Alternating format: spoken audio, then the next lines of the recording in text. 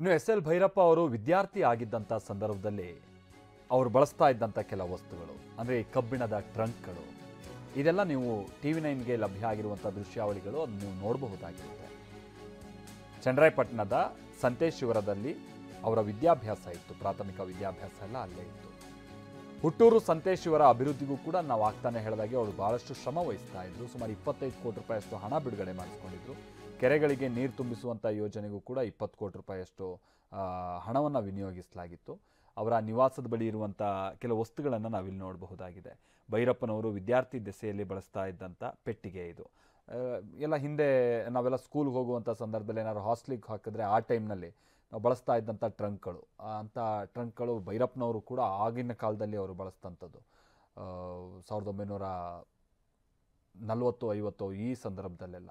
ಆಮೇಲೆ ಅವ್ರಿಗೆ ಸಿಕ್ಕಿರುವಂಥ ಬಹಳಷ್ಟು ಪ್ರಶಸ್ತಿಗಳು ಅದನ್ನು ಕೂಡ ಅವರ ನಿವಾಸದಲ್ಲಿ ಇರಿಸಲಾಗಿದೆ, ಅದನ್ನು ನೀವು ನೋಡಬಹುದಾಗಿದೆ. ಆಮೇಲೆ ಸಂತೇಶ್ವರದಲ್ಲಿ ಅವ್ರು ನಾನು ಈಗ ತಾನೇ ಹೇಳ್ತಾ ಇದ್ವಲ್ಲ, ಕೆರೆಗಳಿಗೆ ನೀರು ತುಂಬಿಸುವಂಥ ಯೋಜನೆಗೆ ಅನುಕೂಲ ಮಾಡಿಕೊಟ್ಟಿದ್ರಂತ. ಈಗ ನೋಡಿ ಆ ರೀತಿಯಾಗಿ ನೀರು ತುಂಬಿರುವಂಥ ಕೆಲ ಕೆರೆಗಳನ್ನು ನೀವು ಇಲ್ಲಿ ನೋಡಬಹುದಾಗಿದೆ. ಆ ಕೆರೆಗಳು ಒಂದು ರೀತಿ ನಳನಳಿಸ್ತಾ ಇರುವಂಥ ಕೆರೆಗಳನ್ನು ನೀವು ಇಲ್ಲಿ ನೋಡಬಹುದಾಗಿದೆ. ಇಂಥ ನೀರು ತುಂಬಿರುವಂಥ ಕೆರೆಗಳ ಕಾರಣದಿಂದಾಗಿಯೇ ಆ ಭಾಗದ ಸಾವಿರಾರು ಮಂದಿ ರೈತರುಗಳಿಗೆ ಅನುಕೂಲ ಆಗಿದೆ.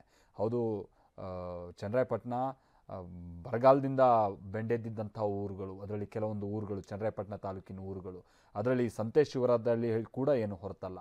ಅಂದರೆ ಆ ಊರಿನ ಅಕ್ಕಪಕ್ಕದ ಊರುಗಳ ರೈತರಿಗೂ ಕೂಡ ಕುಡಿಯೋ ನೀರಿಗಾಗಿರ್ಬೋದು, ಜೊತೆಗೆ ತಮ್ಮ ಬೆಳೆಗಳಿಗೆ ನೀರಿನ ಅಭಾವ ಬಹಳ ಕಾಡ್ತಾ ಇತ್ತು. ಇದನ್ನು ಮನಗಂಡಿದ್ದಂಥ ಭೈರಪ್ಪ ಅವರು ಬೊಮ್ಮಾಯಿ ಅವರು ಮುಖ್ಯಮಂತ್ರಿ ಆಗಿದ್ದಂಥ ಸಂದರ್ಭದಲ್ಲಿ ಹೀಗೆ ಕೆರೆಗಳನ್ನು ತುಂಬಿಸುವಂಥ ಯೋಜನೆಗೆ ಸುಮಾರು 20 ಕೋಟಿ ರೂಪಾಯಿಯಷ್ಟು ಹಣವನ್ನು ಅನುದಾನದ ರೂಪದಲ್ಲಿ ಪಡೆದಿದ್ರು. ಅಂದರೆ ಊರು ಹಾಗೆ ಊರಿನ ಜನರ ಮೇಲಿದ್ದಂಥ ಅವರಿಗಿದ್ದಂಥ ಕಾಳಜಿ ನಾವಿಲ್ಲಿ ಗಮನಿಸಬಹುದಾಗಿದೆ.